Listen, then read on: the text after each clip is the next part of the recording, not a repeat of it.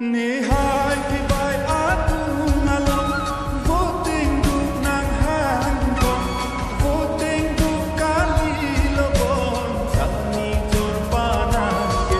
nihai ki bai atu ngalong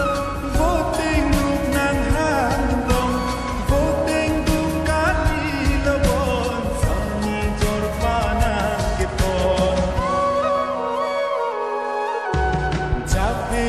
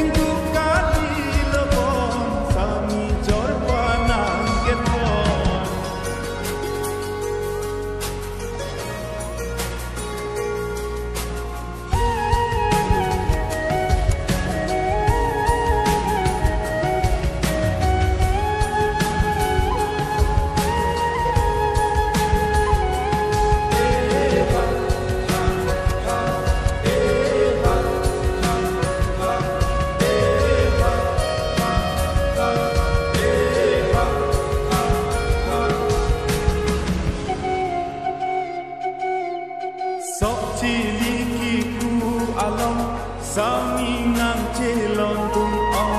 rijai di adang ang bong sami nang panang dang prong sok cili kipu alam sami nang celon tung ong rijai di adang